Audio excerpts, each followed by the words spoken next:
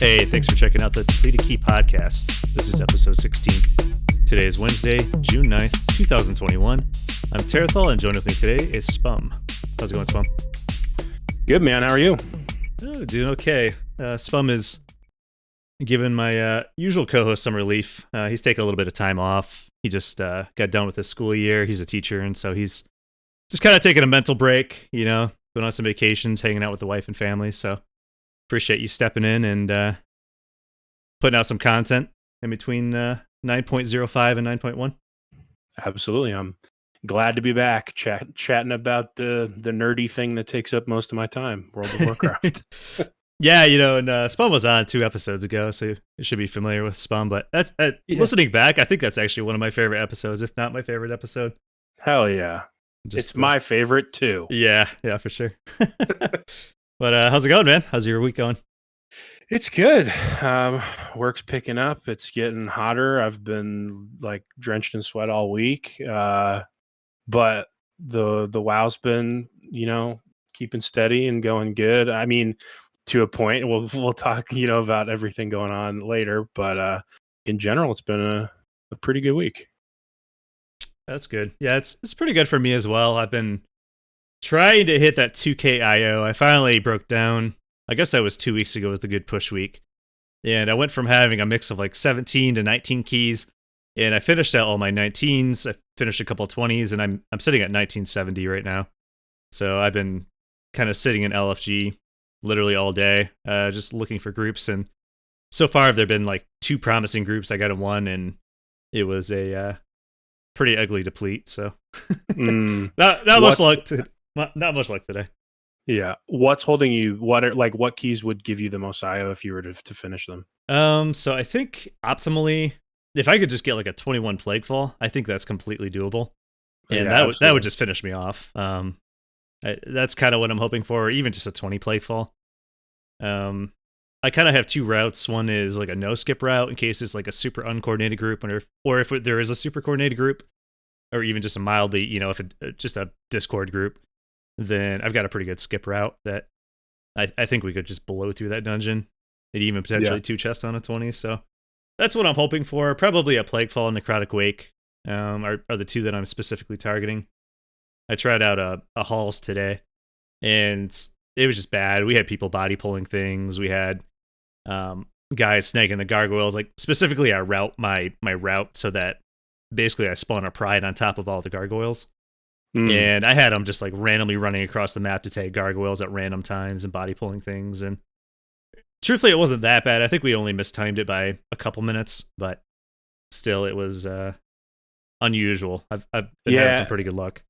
When you get into those keys, the high risk, high reward plays definitely float to the surface, and it's just like when they work so well, and when they don't, they crumble pretty quick. But yeah, I want to be there with you, cranking these keys. I don't think I've hit a 20. Like I don't think I've chested a 20 yet.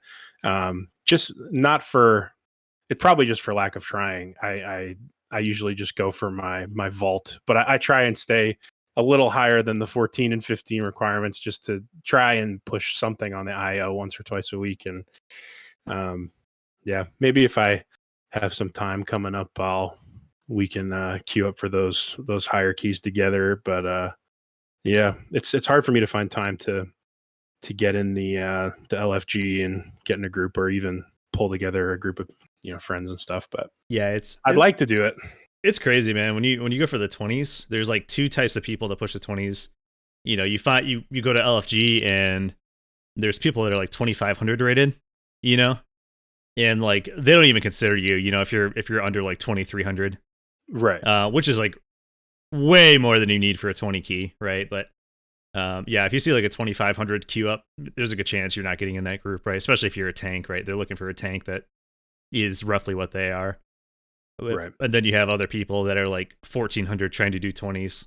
And it's like, it's not even, no offense to 1,400 people, but it's not worth, even attempting those keys. Yeah.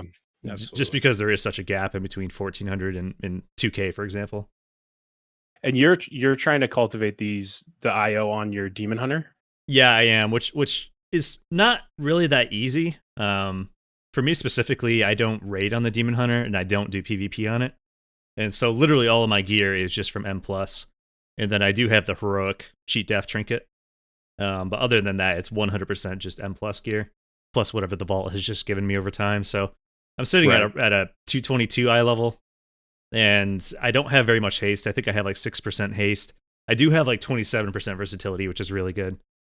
And then I have like 4% leech, which is kind of nice. But I'm just sitting at, I'm not even 70k health, and if you're sitting at like 229, you're almost like 80k health. And so, right. I'm missing some of the stats that raiding on a Demon Hunter would definitely help with, or even just doing the PvP to get some of the better gear. So try to do, some of the higher keys is a little bit more difficult, and I definitely lock in. I jump off the guild Discord. I throw on some nice tunes off of YouTube, and I just kind of lock in for keys. Set the mood, get right in the in the pocket for those keys. Yeah, I gotta think about, literally before every single pull, I gotta think about every single cooldown that I'm gonna attempt to do. And which target I need to hit with like my fiery brand, and when I need to jump out, and keep aggro on everything, because of course people in those keys are, well, I guess not in every key, but in a lot of the keys, you have people that just are instantly doing 15 to 20k. On a pull. So it's so weird with the pugs. Like, you always think on paper, like playing with, 4 other people that you do like raid content with, or people you just have done keys with in the past, or like people you play with a lot. I don't know. I feel like it's subject to like inevitable banter in like Discord, which, like, not to be lame or anything, but it takes away from focus, right? A little bit. And I feel like there's something like it, and it doesn't happen all the time, because you can get in really miserable pugs, but sometimes you'll hit a pug where there's no voice chat, and like it's like you said, you get in a pocket, you put on music, and you get yourself in a really like calm mindset. And sometimes those go like just so well and feel so good. And then you just get like a bad one. It's like queuing for like a league game or something. You could just get pumpers and you crush it, and then you'll get someone who AFKs and it sucks. But I don't know. So I think like one of like my favorite ways of doing Mythic Plus is getting in a good pug, and everyone just like no one talks, and everyone just like does the mechanics and stuff. Like, those just are rewarding at the end, when you like 2 chests with pugs and no one says a word. Well, I don't mind even going into a Discord with a group of pugs, sure, because you still don't know them, and you're still reliable on performing yourself. If you're in a guild group and you've run with someone 10 times, you kind of have a feeling what they're going to do. You kind of anticipate what they're going to do, and it kind of makes you lazy in a sense. And you definitely don't want to be complacent, right? And I've kind of been talking to some people about this, because I'm starting to jump like way ahead of most of our guildies. I think there's a guy that doesn't raid with us that's sitting under 1900. I think he's like 1840 or something like that. And then there's one of my buddies that is essentially the same IO as me. But he basically doesn't play in the guild at all. But other than that, I don't think there's anyone else over even like 1800. I think there may be 1 or 2 people in the 1700 range, but I don't know. I'm forcing myself to go into the pug scene, because I think about it kind of like League of Legends, right? I think everyone can kind of relate with that.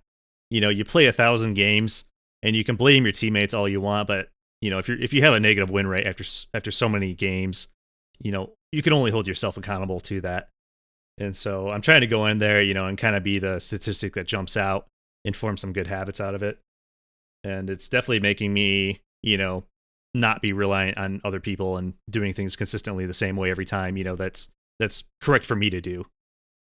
Yeah, if that makes sense. Well, and it's absolutely, and it's nice to just to get out there into the community of people that are doing that content, and just like get a taste for it, and see what other people are doing, just so when you bring it back to the people you play with regularly, you at least have the knowledge from that group, and it's going to help the people who might not be on that same level, but you at least can guide them through it, and get them up to snuff in terms of that performance level and focus and things like that. But yeah, it's kind of funny. I was expecting like the higher you go, the more toxic for people to be, because that's how it is in a lot of games. Like, for example, League of Legends, right? Once you get into Diamond, it's nothing but ego and toxicity. Yeah. Not that literally the entire game is toxic, but it's more ego. You know, you start to see the ego kind of jump in, right? Yeah. And so I was kind of expecting that, but you know, out of all the pugs I've done so far, and maybe it's because I'm a tank, and typically the runs do go well. I think that 20 I did today that we did not time that was literally the first 20 I haven't timed, but even that run, you know, no one was toxic. And every other run, I've jumped in Discord with some of these people. You know, everyone's pretty cool.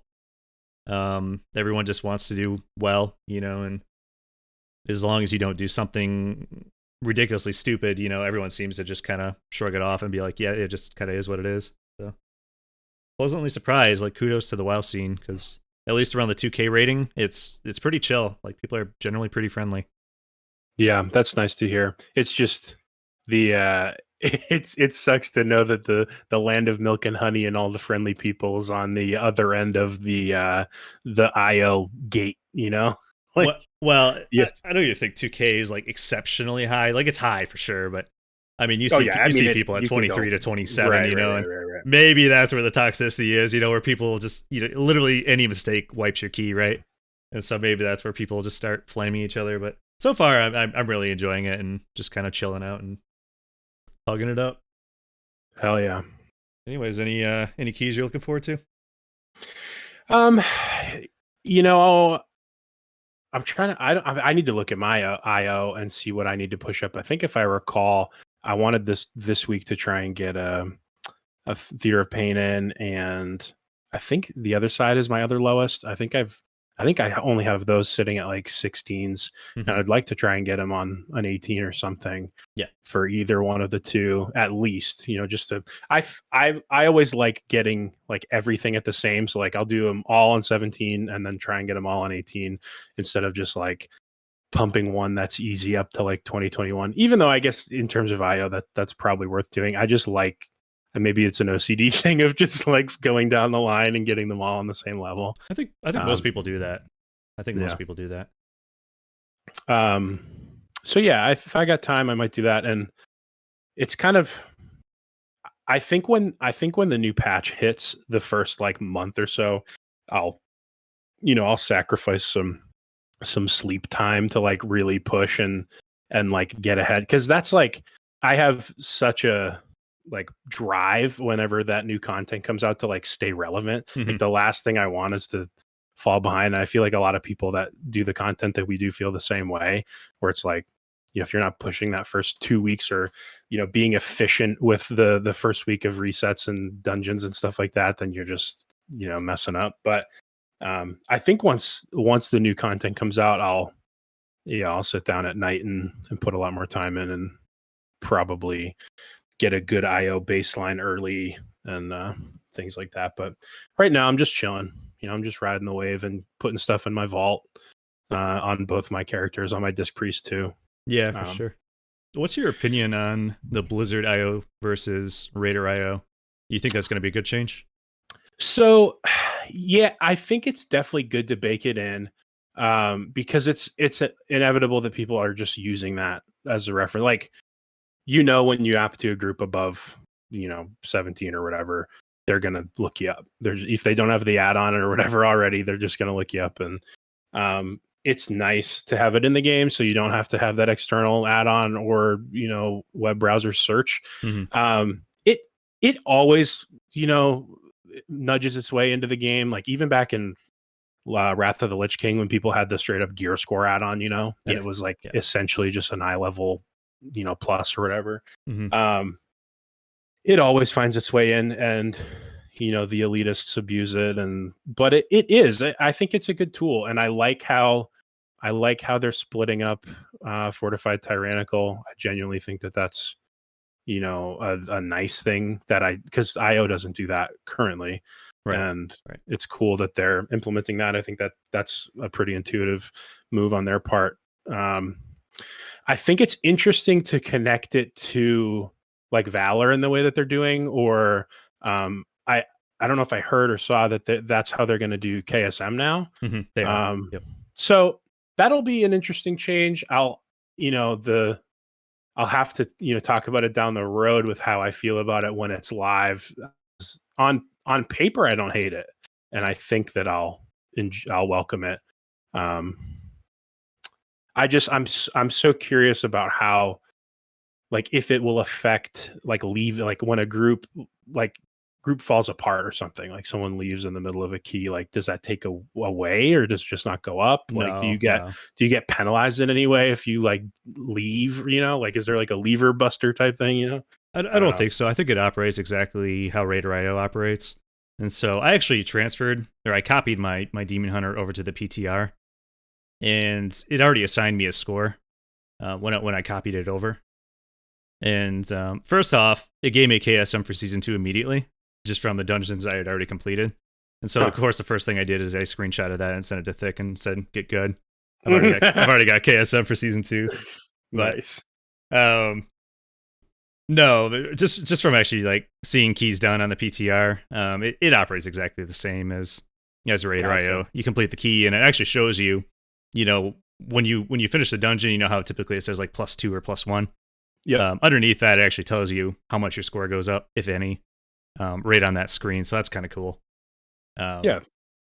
But you get, I think you probably understand how it works already, but there's a score that's associated with Fortified and Tyrannical. You're just a key level, rather. So if you do like a 15 key, I'm just going to arbitrarily say that's 200 points, right? And then if you do a 14 key of the same dungeon on the other affix, right? So if you do one on Fortified and then you do like a 14 on Tyrannical and time it, then you only get like 30%. It's like 33 or 30% of that Tyrannical score added on. So Gotcha. it's not heavily influencing. Yeah, it's not they heavily both influencing. they both get tacked into the total, right? Mm-hmm. So you don't see like an 1800-1600, right? It's just like they're mixed. Okay. Yeah, that makes sense. Yeah, you get, I think it's like 33% of what you would have gotten right on the lower of the two. And it doesn't matter which, right? If you do a higher Tyrannical key, then you get full value for the Tyrannical key. Mm-hmm. But yeah, kind of an interesting note on that. And I don't know, I'm just trying to think ahead to next season, but when I transferred my character over to the PTR, it did give me a score. And I was kind of hovering through each key to see how much score I got on each dungeon. And I noticed some of the keys I had done at the beginning of the expansion. Like I did like a Sanguine Depths on Tyrannical, and I actually got my KSM off of that key. And so I know I did it. But when I went into the PTR, it said I hadn't done a Tyrannical Sanguine Depths yet on 15. And it kind of got me thinking, it might be a good idea, depending on how far back Blizzard went to like snapshot, the data to populate your score. I'm kind of wondering if this season is somehow going to get calculated and like converted into that M+ score, and then people are going to be able to see like last season's score on you at the start of season 2. And so, kind of one of my tips right now is, you might want to copy a character over the PTR and check and see what keys you're missing, just in case you want to fill in some of those gaps, right? And maybe, I bet a lot of people are missing Tyrannical keys. Whether you're missing like a Tyrannical Spires or a Tyrannical Top or any of those keys, right? You might want to just go in and try to fill it out, get a 14 or 15 in, just in case there is some sort of conversion. Yeah, go do 16 dungeons as high as you can right now. Yeah, I actually get that number going. I actually bumped that way up because last week I actually did a 20 Tyrannical TOP. So that score got shot way up. That was one of the keys I was missing. I thought about it. I'm like, I'm just going to try it. Hell yeah. And I joined a pretty good pug and we knocked that one out. So yeah. Trying to think of Theater of Pain Tyrannical. Yeah, the last boss, at least that damage is all, more or less avoidable. I would assume on Tyrannical, the hardest boss is that like Lich boss in there, right? I think the first boss is. Well, it depends on your role. Yeah, that's funny because you as a healer think that one's the hardest, right? Yeah, and absolutely. me as a tank thinks the first boss is the hardest. And as a DPS, you probably think the last boss is the hardest, right? Yeah, I don't know. We did have a couple of people die on the last boss. I don't think anyone else died other than on the last boss. That I would assume in higher keys, closer to 20 Tyrannicals on that boss in particular, you just start seeing the cycles that you wouldn't see in a lower key when the boss has less health. So you get outside of the pattern of what you're used to, because we've all seen the pattern of the first like 2 minutes of that fight, right? Yeah. But when you're doing it on a 20, you might get the extra 45-second like weirder cycles that overlap. as that goes on. But yeah, that particular run was a little weird for me. I actually like pushing on tyrannical weeks as long as the affixes aren't terrible. For me, trash is always scary and bosses are a joke. You know, in my mind, I like tyrannical weeks because just do boss mechanics correctly. You know, if there's a tank buster, just pop your cooldowns correctly as a tank, and it's like a confidence builder because it turns 20 trash into like 18 trash, right? That math is probably not right, but anyways, I feel like, you know, it's up to you to do a fortified week versus a tyrannical week. I'm way more like YOLO with how I pull things, and it's just like it's a confidence booster for me to just like fly through the trash in the dungeon, and then just kind of focus up on the bosses and do those correctly. But anyways, yeah, last week we did that TOP and we rolled up to the last boss on a 20, and I think we had 10 minutes left. And the way I do my pulls is I skip the first 3. And then I do those at the end of the dungeon after we kill the last boss to spawn pride. Oh yeah, I've done that with you. Yeah, that's how I typically do it. And we had 10 minutes left, so we just decided to go ahead and pull the 3, get the pride, then do the boss. Because why not? You know, we had 10 minutes left. And so, yeah, we actually had pride going into it. So I'm not sure exactly how long it took, but it felt like a normal 2 or 3 minute boss fight. Sure. It wasn't bad. But anyways, yeah, keys are fun. We like keys. How do you feel about the current raid situation in the guild? I think I'm, and I said this in like we formed the group for Heroic, I think it was, or I might have even said it in guild chat, but we all got together last night and talked about the state of the group, the Mythic Progression group, and and my stance is, and I said it's probably because I'm like the newest member, more or less, I think, to the group. I'm like pretty far from burnt out. Like CE, you know, still's juicy and tasty to me. I probably had a handful of weeks less time in Mythic than you guys did. So I'm pretty far from the burnout as far as raid goes. I think like the general like day-to-day stuff in the game is getting pretty old. Mm-hmm. But I'm still enjoying like the higher end PvE content. So I put my vote into the pile of, you know, showing up on the raid nights Tuesday and Thursday, seeing, you know, if the 20 right people show up and we can go put our best into SLG Prague. I think that's where we left off. As far as the group this decision went, and that's what I'd like to be doing. I mean, I wish, you know, 2021 people could just commit to doing it, but I understand, you know, it's a tough time of the year for certain people's jobs, and you know, it's been has to be the longest, you know, opening tier of an expansion that I can remember. Yeah, and I can't remember. There was one expansion where I think they were at like a 0.3 by now. It's just like insane how long this patch has been out. Yeah. But like, yeah, I don't know. I like the raid. I think Nathria is I think it's one of my favorite first raids, like aesthetically and difficulty. I think it's a good balance of like length and difficulty. I think maybe the last time I felt like this about an opening was maybe WoD. I really liked High Mall. I was thinking that. I was gonna wait for you to finish talking. I'm like, man, I don't know.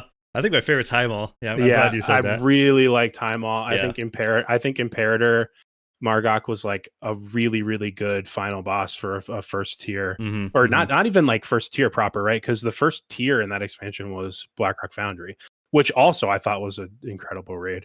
But High Mall was phenomenal. And then I probably would rank it High Mall, Nathria, and then probably the combo of Blackwing Descent and Bastion of Twilight. Okay. I really liked the opening of Cataclysm. I love Cataclysm.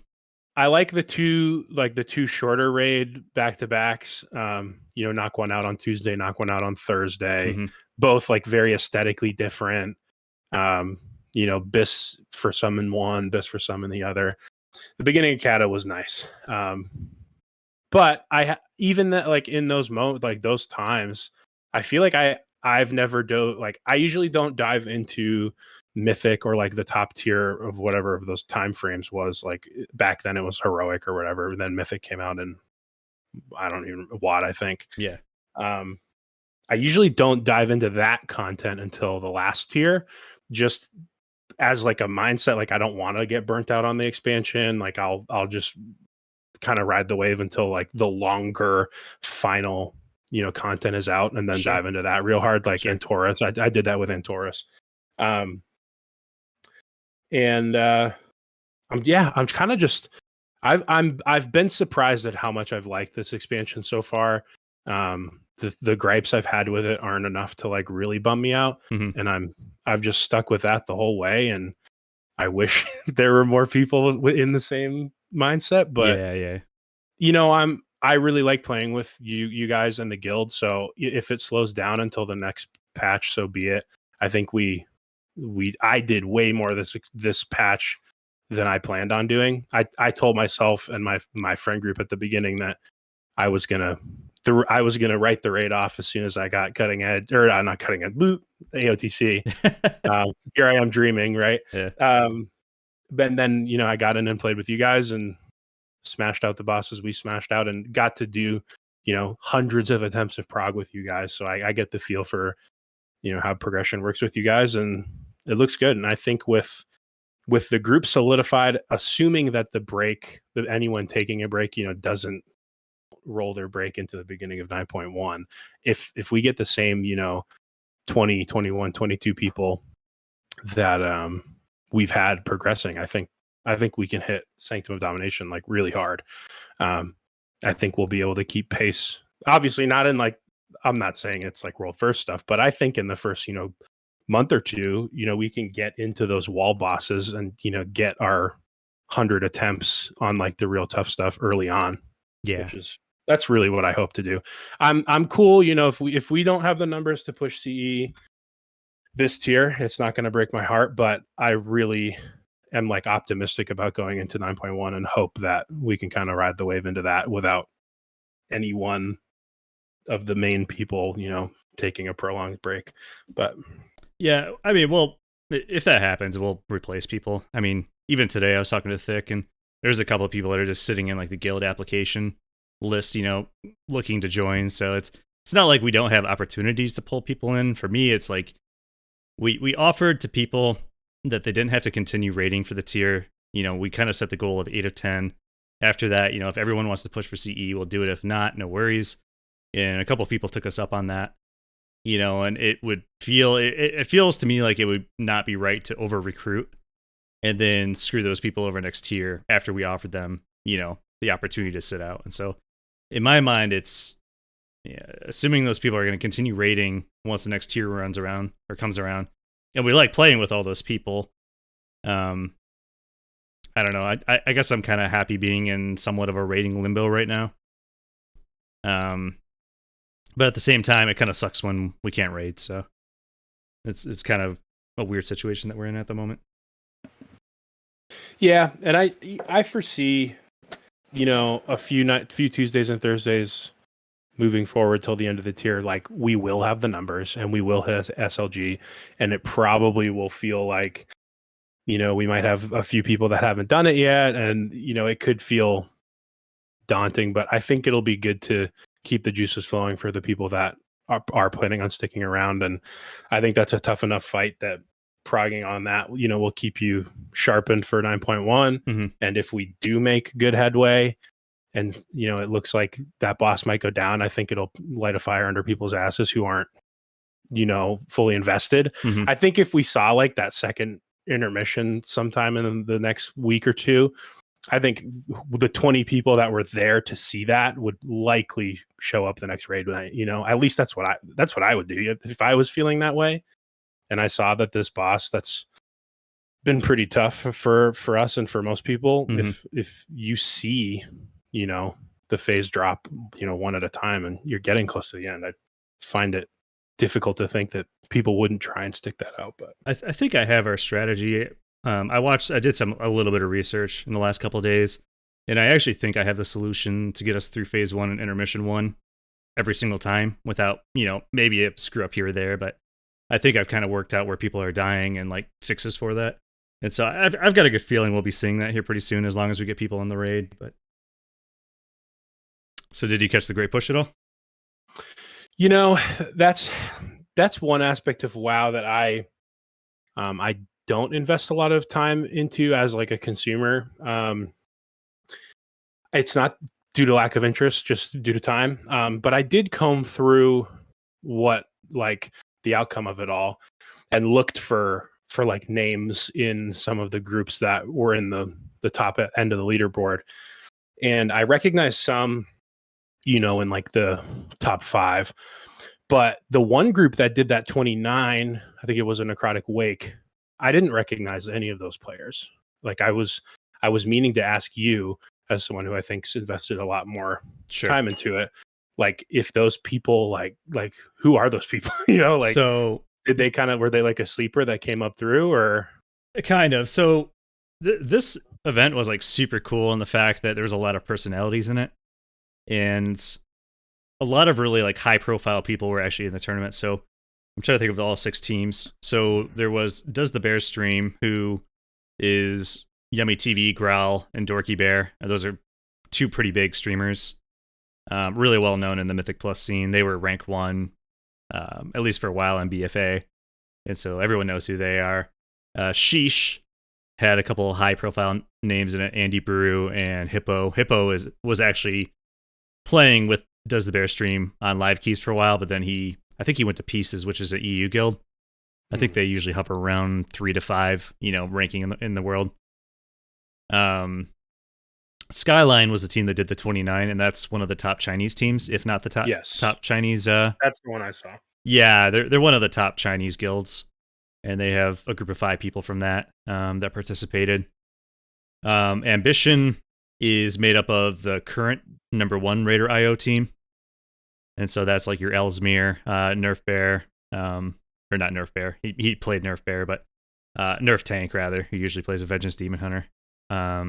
And then JPC, which he and the Echo Crew, which is the top EU guild, there was a lot of friendly banter going on in between them on Twitter.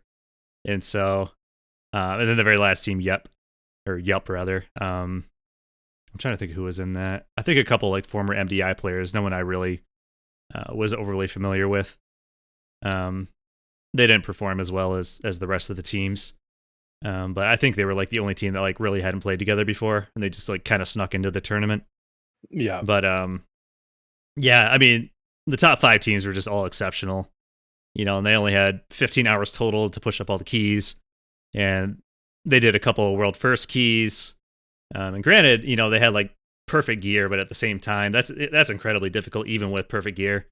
I had access to the tournament realm, and I was running with a group of friends on there, just practicing keys, and we were struggling even in like 23 keys. So just imagine people doing 27s to 29s, that's just nutty. Yeah, you have to play so precise and like know so much information and process so much information at once, and everyone has to really, really commit. It's like it's crazy to think of like 15 hours of like sheer focus. You know what I mean?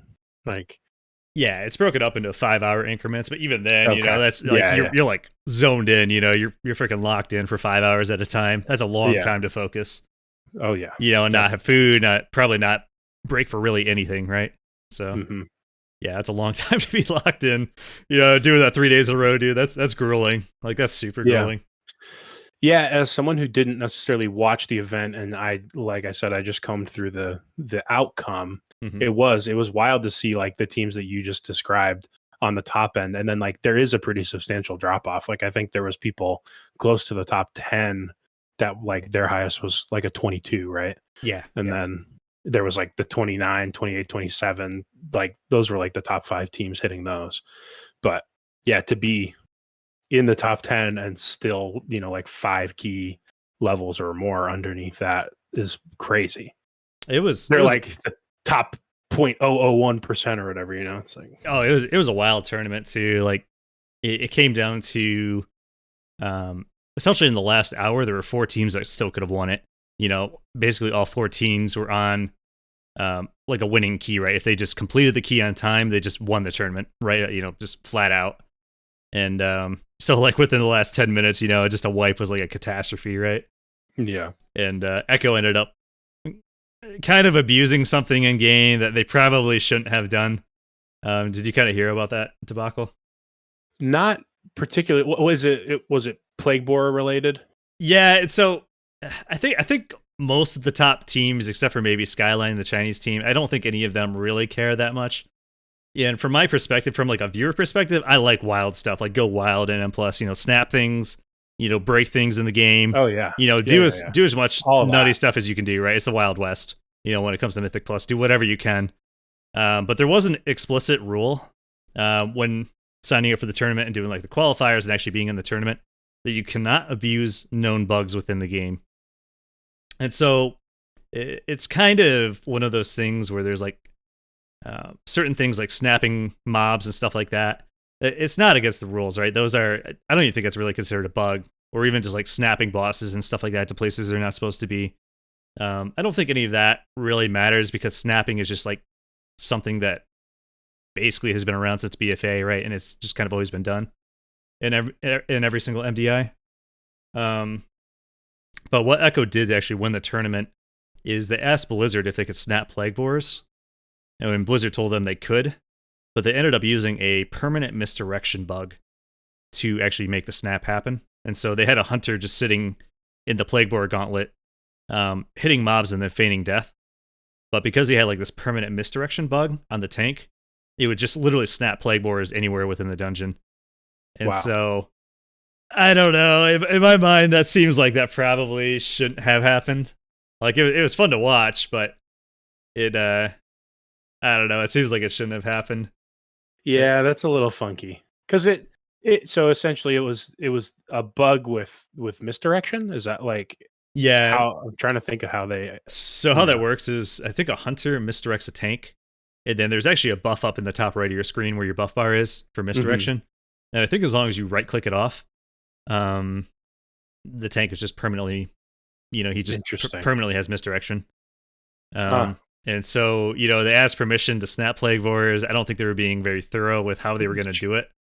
Right. And it's one of those things like Blizzard had 2 employees essentially in every single group watching the tournament. They had an actual admin who was supposed to be like enforcing the rules, and then they had like an observer, for the actual mainstream. And so it was up to the admin, to tell them not to do that. And they didn't. So, it's fine, I guess, from that vantage point. But I don't know. That seems a little off the cuff. Yeah, it does sound a little shady that they just held on to it and ripped it out there for that. But. Yeah, the thing that sucks for the other teams too is like you had to have a hunter to do it for one. And then Echo also ran 2 tanks as part of their strategy. And none of these other groups had those characters set up on TR realm. And so even if they did catch on to the strategy and wanted to like copy it, they would have essentially had to have those characters already created and ready to go, because when you create a character on the TR realm, on the tournament realm, you have to create the character from scratch. It has no gear on. You have to go to all the gear vendors, put all the gear on. You have to go to all your sockets, socket all the pieces, put gems in, get your renown all the way up, go to the Covenant vendor or go to the Soulbind, set up all your Soulbinds. You got to go set up your bars. You got to set up all your add-ons, your UI. Right. So they couldn't have done it on the fly. Buy all your consumables. So, it takes 20 to 30 minutes to set up a character on the tournament realm. Like, if you know what you're doing, right? If you, like, know what pieces you want, it takes you, like, a minimum of 20 to 30 minutes. And so it's not like people could have just been like, oh, we need a hunter, right? And let's just go make a hunter real quick and copy their strategy, right? That wasn't something they could have done. So, I don't know. I'm kind of on the fence with it. I think, well done. I like to see it. I think... For me personally, I don't really care, but at the same time, it definitely was in the rules not to abuse known bugs, and I think that was definitely a known bug. And so, yeah, it definitely feels that way. But I feel like I haven't seen, and they probably did it on purpose, but in Shadowlands, I haven't seen near as much snapping as there was in BFA. Like, I'm thinking back to like Waycrest Manor, you could like S key jump onto like candles on the walls and fucking snap anything anywhere. It's like I haven't seen anything like that. Yeah, there's a couple of Necrotic Wake you can do with the Necropolis. There's obviously stuff you can do there. You could do some stuff in TOP. You could snap Ghost around, like the little ghosts in the hallway. Some people snap those up to the boss and then like spawn a pride after they kill the boss and then jump off the ledge to skip it. I'm trying to think where else people do that. There's actually there is a snap. It's kind of a pointless snap, but you can snap the ads before the first boss in Sanguine Depths. There's like some coffins that are sitting off on the right hand side of the platform where the boss is, and some of them you can jump on and it will snap the ads up. Once again, that's like 100% a useless snap, but it's possible. So there's a couple things you can do, but yeah, there's nothing like Atul Dazar where you're like snapping literally everything, right? Right. Yeah. I don't know. I like snaps. I think they're cool. It's good for grouping, and as a tank, I appreciate being able to group things. Yeah, absolutely. So, yeah. Anyways, let's talk a little bit about Season 2 affix. Have you taken a look at that at all? Yeah, let me rub my hands real quick on this one. It looks tasty. I think I talked to you about this as soon as I saw it on Wowhead or wherever I saw the news, but we talked about this preemptively before they had really released a ton of information. Yeah. I think on the last episode I was on of the podcast, and I think we threw out some ideas that didn't come to fruition, but if you kind of like cut and paste portions of what we said, we really like nailed down the grand scheme of what this affix is. And on paper, I really like it. I think I said the last time, but my favorite affix was Awakened at the end of BFA. Yeah.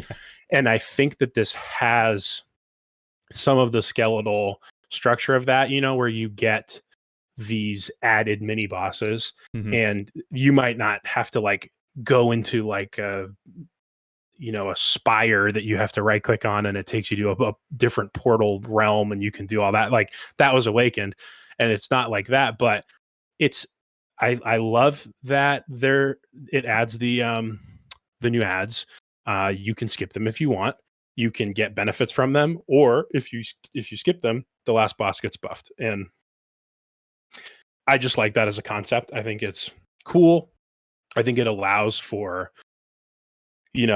greater difficulty on the final boss, the right group, the right people. It allows for good communication, planning, different polls. They don't contribute to percentage, so you don't have to do them in that regard, but you can play to your strengths of the group, your comp, by picking up the buffs from the various ads. And none of the ads, I think one of the ads, when I was reading through it, looked like it was being deemed fairly difficult, but the other ones all seemed like relative pushovers to some extent. But so last week, I would say yes. Last week, most of them are pushovers, and most of them could be cheesed. So, for example, people were figuring out there's a boss, for example, one of them is like an incinerator, and what he does is he puts like a patch of fire underneath one random player. And people had figured out last week on the PTR that he would always target the player that's farthest away. And so what you would do is, if you had like an elemental shaman, is you could put like your storm pet way off in the distance and then have everyone stack up in melee range, and he'd always put the flame patch under the storm elemental. And so like people were figuring that kind of stuff out, and there's like a guy that does like a charge. It's kind of like one of the TOP mini bosses that puts like a red circle under someone and then he charges at him. People were figuring out you could line of sight that to cancel the cast. Once again, it was like always the farthest person away, and so like there were very cheesy ways of getting around it. And come yesterday, which was Tuesday, they buffed the crap out of all of them, and they changed the logic, so it's like completely RNG now. And so it's much harder from what I've seen. The people that were competing in the Great Push, I was actually watching their stream, and they were clearing some of the 20 dungeons, but man, they were having trouble with a lot of those ads. And truthfully, I don't think in pug groups you'll really ever skip any of them, at least with the current way they're tuned. I think maybe you could get away with the movement speed one. So there's four lieutenants, right? And then there's 4 auras that they have on them. And if you kill them, the aura goes away, right? But if you don't kill them, that aura shows up on the last boss. And so there's a movement speed. So it's like 50% movement speed reduction, which honestly looks like 75% because you barely move while you're fighting the last boss. There's the incinerator does like a pulsing AoE. It's kind of like Prideful in a sense. It just pulses damage every 3 seconds or 5 seconds, which looks like it might be manageable, but it's quite a bit of damage. There's that it'd probably be like on fortified weeks or something. You could run that because the boss would be doing less damage, a quicker boss or whatever. Potentially. But, yeah. There's one that reduces healing recede by 50%, which looks freaking brutal. I don't think you'll ever be skipping that one. Like, that's tough. I can't see a world in which you skip that. Like maybe, I'm trying to think which end bosses only hit the tank. Because if there are end bosses that only hit the tank, maybe it doesn't matter that much. But just imagine doing like Spires of Ascension and everyone's bleeding out to the dot and you can't heal anyone, right? I'm running through it in my head. I can't think of a boss where people aren't getting chunked like pretty regularly the whole time. And then and then the last one is the tank takes 50, or the main target takes 50% more physical damage.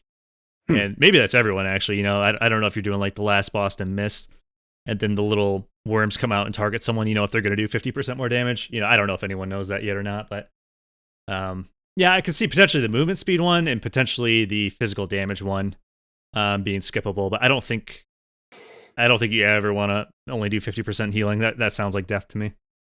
Yeah, I think that's a big avoidance one. And then that's not to mention too. So you've got the auras, you've got the extra ads, you got all that, but then you get the anima powers too. And that's one thing I haven't dove into. It seemed like there was a really big pool of like potential anima, but like are certain ones going to be stuck to certain lieutenants? Like, is there any? Yeah. So, but is it the same 3 for the same spec for the same class every time? Yes. Options wise. Okay. Yeah. All right. Yeah, that's exactly how it works. So if you kill, I don't actually know which lieutenant drops which, but just for example, and this is probably wrong, but let's say the guy that does 50% physical damage to the tank, right? Let's say he drops like the offensive abilities, right? So if you're a DPS, he's probably the one that drops like the volcanic plume that works like volcanic and it knocks people up and does AoE damage. He drops the bolstering, and I'm trying to think what the last one is, the necrotic. And so he's the one that always drops those 3 options for you. And, it doesn't matter what the dungeon is. If you find that lieutenant, he's the one that drops it.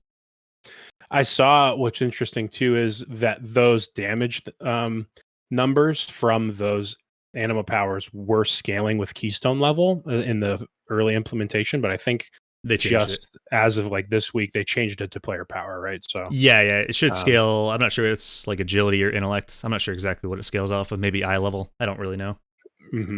But which is probably for the better, honestly. But I don't know. Well, it turns into a plague board situation, right? If you have, something like volcanic hitting everything for exponential damage, you're eventually going to find a way of abusing that, right? And if it scales up with the key, then, in theory, until things start one-shotting you, you're going to be clearing keys. So, yeah, I like that. They actually did a round of nerfs, and some of the powers that were like super OP last week aren't quite as OP this week. So the volcanic plumage was like the straight outlier for DPS. I think it was doing like 20 to 30% overall damage. And that thing was just nuts, and that got nerfed pretty hard. And then the tanks have like a brambles, like a thorns ability, and I don't think they touch that much, but it's doing like 20 to 30%. So in my mind, those are like the 2 OP abilities right now. I think on paper again, it's a really ambitious, but in my opinion, seems like it'll be cool. I think that it'll be it won't get stale quickly, as far as I can tell. Like, there's enough variation to try and increase the time, like to try and get the keys done quicker, and make your group stronger, or bypass things to make it more difficult. Or like, it just seems like there's a lot of options, and seems like there might be some on the fly calls. There's a lot of cool planning. I also think that like moving away from prideful makes things like face pulling or accidents like that, less daunting. I mean, they're not great regardless, but I think that, it's not having to worry about screwing up your pride percentage will be a nice change for a lot of groups. I think keys are going to be way faster next year. I think. You get permanent power every time you kill one of these lieutenants. And so if you hit the right lieutenant early enough, you get it for the entire dungeon. You're not fixed on doing 20% pulls. And so there's always like, I don't know, most keys, you have some small pull like Halls of Atonement, right? You always want to line the pride up at a very specific part, right? If it's near a gargoyle, if it's before a Helcus, all of that is gone, right? So there's no more really needing to do these like little mini pulls anymore. And so, yeah, things are just going to be pulled in bigger increments. You've got permanent player power. I think the routes themselves are just going to become so much faster because you have access to like way more of the dungeon because you're not aiming for just 20% anymore, right? You don't have to do very specific routes to get 20%. Like, right. The other side, there's no reason to do the beta route, right? Where you go all the way to the Mechagon hallway, to clear trash in the ring and then go all the way back. Like, there's none of that anymore. Like, there's no reason to. So, yeah, I think there's gonna be a lot higher keys, and it's gonna happen very soon. Like, I wouldn't be surprised if people are clearing like 23s in the first week. Could you? You got me thinking of DOS now that you don't have to worry about that. Could you like mount up, run left, loop all the way back to the Hakar wing, and just fight everything on that, like at the stairs on the Hakar platform there? Yeah, that'll probably be the strategy because you still, the reason that Hakar is so doable is because you can get the pride right beforehand, but you're not going to have the pride anymore, so you're going to want those lieutenant powers. And so, yeah, you're probably going to be doing that wing last. Yeah, you're probably going to be doing 60 to 70% of your trash in Ardenweald, and then probably get the rest in probably the ring. Mechagon, people are already skipping basically all of it with invis pots and roars. It's low trash count. I think you'd skip Mechagon, and then I think you skip everything in Hakar Wing all the way to the very end, and then you probably have someone like invis back through, and then everyone else like jump off the ledge once the graveyard is unlocked and just like skip both of those wings completely. I think you get all your trash outside of those two hallways. We've already got the plan. Look at us. Yep. But yeah, looking forward to next season. I don't know. I think it might get a little stale. I think it'll be interesting figuring out new routes, playing with the powers for a little bit. But I think 3 or 4 months in, if Blizzard's going to delay 9.2 like they did 9.1, I think people are going to be way more bored at the end of season 2 than they will be at the end of season 1. Yeah. And it is, it's a different affix, but it's the same dungeons. It's going to be the same dungeons, and Tazavesh will be there, but it won't be, on par gear wise or progression wise with the keys yet, at least. So. Well, they did announce, and I don't know if you saw this, but they're going to add in hard mode to Tazavesh, and they also changed the item level that drops, so it's going to be 226 base. Yeah, without you can't upgrade it anymore, though. Right. But there is going to be a hard mode, which I don't think there's many details about that at the moment, but yeah, and that's cool. I think they're doing it in the vein of like the traditional hard mode triggers, like they did back in Ulduar. That'd be cool. That'd be cool. Where it's like it's like mechanic specific, where like this one ad will come out that you like wouldn't otherwise deal with, but if you kill it in like a time window, the boss like enrages and like their health goes. Like I'm thinking back to like XT and Ulduar or something where the heart's exposed. If you actually kill the heart, you start hard mode.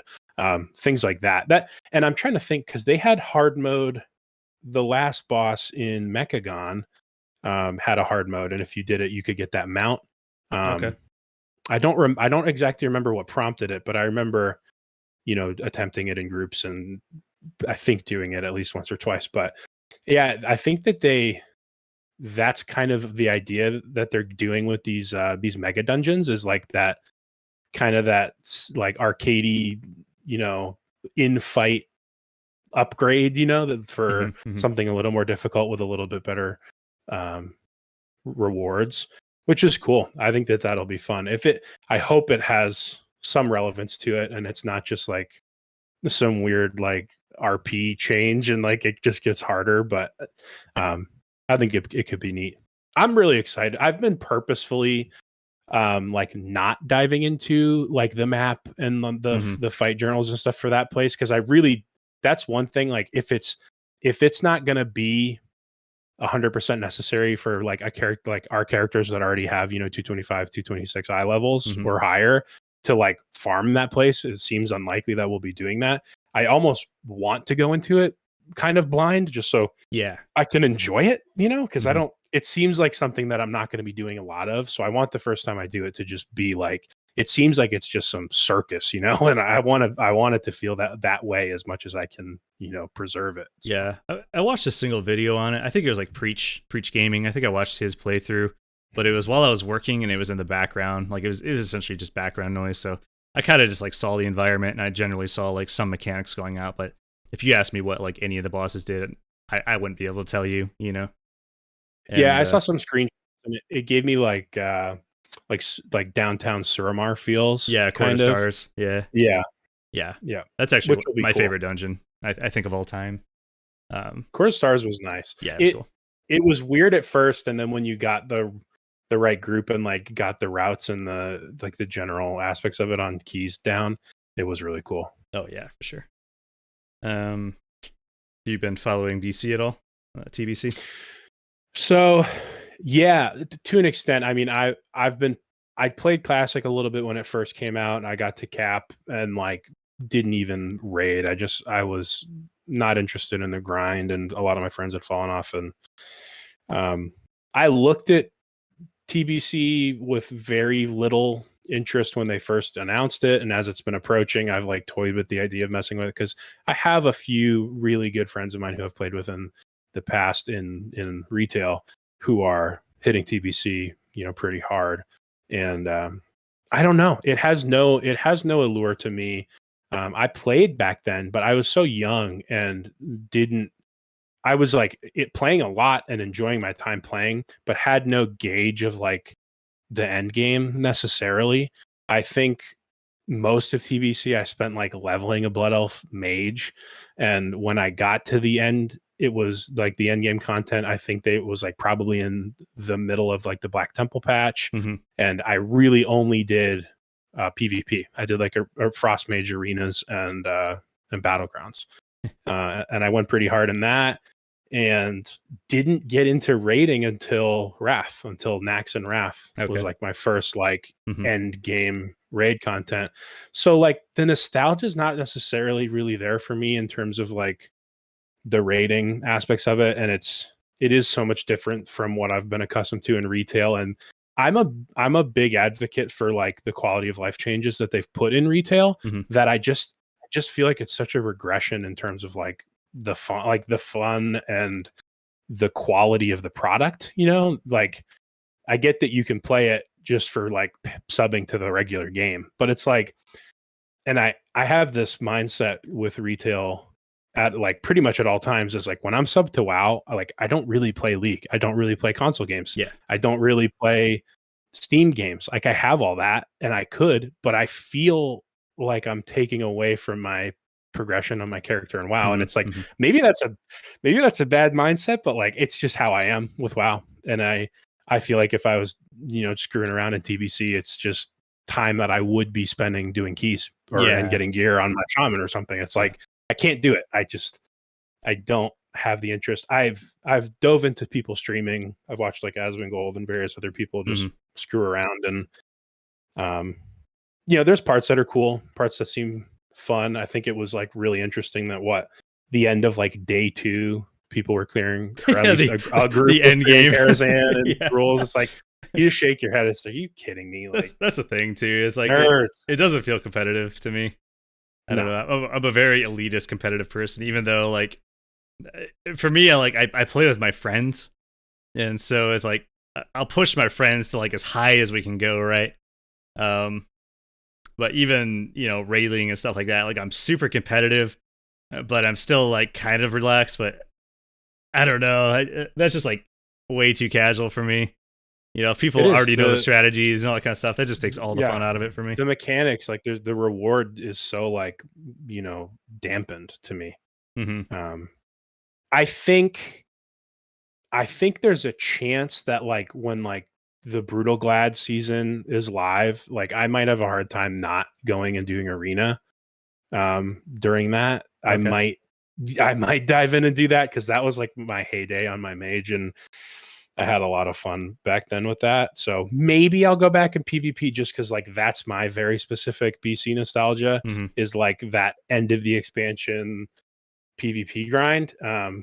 Especially if like that's going to be leading into the inevitable like classic Wrath, which I hate to say it, but like if I'm playing with you guys in the future for like Mythic progression stuff, when Wrath Classic comes out, like bye to me for everything else.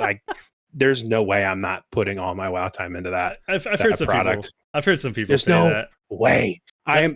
I'm literally like blacking out the week that I'll do our drops in Wrath Classic. Like I literally will cry. Like I'll be beside myself. Like that will be the real nostalgia. I just have so many good memories of doing that content. I'll tell you what, they did the World of War time walking a couple months ago, and I jumped in the group kind of thinking the same thing, like, oh, this is gonna be so awesome. Dude, it was such a pain to pug. Like, I think if you had a group of friends, it would be fun. But yeah, it was led by some random, pug that didn't know any of the strategies, and they were just completely yellow on there. And dude, it was not fun at all. But yeah, that was a cool raid when it was relevant.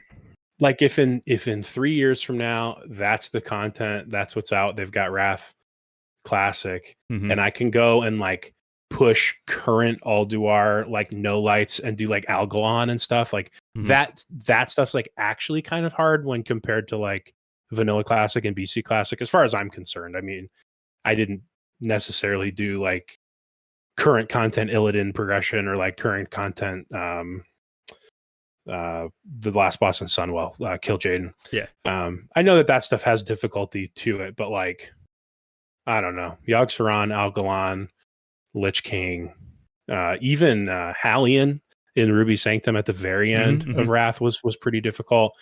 I just want that stuff so bad. I'll enjoy the hell out of that when it's out. Well, in 3 years, when 9.2 is still on live, we're waiting for the next patch. When we're finally complaining about the tormented affix. Yeah. We'll hit that up. That'll be fun. But anyways, yeah, man, is there anything else you want to chat about? It's kind of a last minute, hey, let's do a podcast. We haven't done one in a couple of weeks. And yeah, no, I mean, I think I covered most of the stuff on my mind. I know that we opened up the spreadsheet for the group, the guild of people, if anyone wanted to switch alts or anything like that to round out the group and just see what we were looking at for a comp. Yeah. I know you've got a lot of options. You do keys on the tank, you do raid on the priest most of the time. Yeah, I've got 6 characters sitting at 220 plus right now. So roughly. I was curious. I was meaning to ask during this what your intention was. Mine's pretty straightforward. I love my shaman. It's by far my best character in terms of gear and play style. I think I'm like an average, player on most classes, if not like bad on some.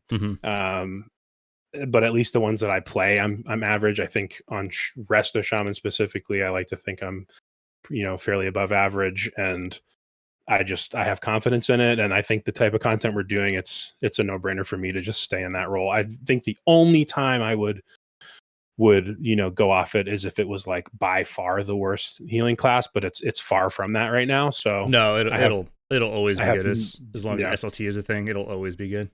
Yeah, I have no reason to drop it. The only thing that like itches at the back for me is the healing classes that can heal through damage, because one of my play styles, and I do this on the shaman too, is I try and do as much damage as I absolutely can at all times. Like if people aren't dying and I'm not getting blamed for people dying, I'm not healing enough or something like that, I'm always going to be doing damage. Yeah, it's just how I play. I think it's optimal. It's good for keys, it's good for raid.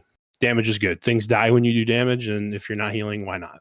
So shaman doesn't have any baked in things that benefit your healing when you're doing damage, like a disc priest would, or like a holy paladin would with glimmer, or even like in a smaller sense like a mistweaver with fist weaving or something along those lines. So I tend to alt those things just because I love that play style. But it's not enough to pull me from Shaman. So I'll be sticking with Shaman into 9.1 100%, and then I'll keep my Disc Priest on deck, which I'm also gonna start rolling Shadow more on, and even Holy. I want to open up my Priest a little bit more, and then I think I'm gonna bench a Paladin as well. Okay. That I'll probably just do pretty strictly Holy on. Yeah, but I think top tier you're gonna see. I think it's pretty much gonna be the same meta. You're gonna see Priest, Paladins, and Shamans. I think you're gonna see fewer Priests though, because I don't think Disc is gonna feel very good. It's already, in my mind, like it feels okay because you can kind of line up everything how you want. You've got trinkets on 1 minute cooldown, which lines up with your Spirit Shell. Your Mind Games, which is like your big, damage ramp. It's on a 45-second cooldown, which, yeah, you're holding it for 15 seconds, but it's 15 seconds off of Spirit Shell. And them moving Spirit Shell to a 1.5-minute cooldown is going to make Mind Games feel weird. I guess in theory you could do 2 of them, right? You could do 1 Mind Games in between for a mini ramp, and then you could do. I guess the math works fine for that, but I feel like in between that and then like there's not a lot of trinkets on a 1.5-minute cooldown that you'd want to use because you want an intellect trinket to increase the top end of how high your Spirit Shell can actually ramp. There's not really a good option for that at a 1.5-minute right now, and so if people are running Spirit Shell opposed to Evangelism, I think it's going to be clunky, and I don't think people are going to enjoy it nearly as much as they did this tier. So I think Paladin and Shaman are probably going to reign supreme, just because they have the DRs built in. And then you might have a Disc Priest. I think every raid will have one, but I think that Disc Priest won't be happy playing Disc Priest. Sure. But yeah, in terms of our specific roster, I think there's been some internal discussion. Iron just straight up signed me up as Demon Hunter. He's the one that actually put me on the spreadsheet. Yeah, he's been wanting to heal on a priest, and so he just flipped me and him around, which I'm actually fine with. I like tanking, and specifically, I think it would be nice to have access to raid gear on my Demon Hunter. Especially for doing keys, high keys. I think that would be helpful. Not having to go into like alt raids and stuff like that just to get the pieces I want. Plus, next season, PvP is not going to be as impactful. I think Mythic Plus is going to be about just as impactful as it always has been. But I think the top end gear is going to come from the raid. So, yeah, I think I'll probably be tanking next tier. And then it sounds like Mord might actually be going Fury, and Sarah will be jumping in. So it'll probably be a Bear and a Demon Hunter as your tanks. I like that a lot, honestly. Yeah, and I think Sarah's pretty happy doing that because Balance of All Things, the Boomkin Legendary, got hit pretty hard. And it sounds like a lot of Boomkins are going Venthyr now, which is kind of awkward. I saw everyone talking about that yesterday. Yeah. That is interesting. I think it does good damage. It just does like a different damage profile, right? Because you don't have that single target hard hitting Convoke like you normally would have. Mm-hmm. And so it's probably, I guess I don't even really want to talk on that topic because I don't quite understand how it operates, but right. You get a lot of damage. You get like a flat, like, you probably top out at 30% damage or something like that once you get all your stacks, but it kind of ramps up and you have to like cast your spells in a different way to allow like your damage to happen at the end, I think, of your ability. And it's just like a completely different play style. So, yeah, I don't know how Boomkins are going to perform next year. If anything, out of like the current M+ meta, I wouldn't be surprised if Boomkin kind of falls off of that bandwagon. Like, it's always good for like trees and utility, and I think it's still going to do okay damage. It's not like it's going to do poor damage, but it's definitely not going to be as high priority as it is now. I think it's probably about going to wrap up the episode there, Spum. Great, man. Well, thank you for having me back for round 2. Love coming in and chatting about this stuff. Yeah, I appreciate it. Just for the listeners, heads up, we'll probably not record too many more episodes before 9.1. Once again, Spoogy was out this week. Just kind of taking a mental break from the game, and he just got done, with his work for the summer, so I think he's taking some vacations, etc. And there's just kind of a content drought, so don't be surprised if you just don't see an episode for a couple weeks here, but I think 9.1 is right around the corner. I know we're both excited, so With that, check out the Discord. You can find the link in YouTube, and I will try to put it in the show notes as well. Other than that, thanks for hanging out, Spawn. It's been a blast. Yeah, thanks for having me, man. Appreciate it. And everyone enjoy the rest of the tier, and see you in 9.1. See you in 9.1.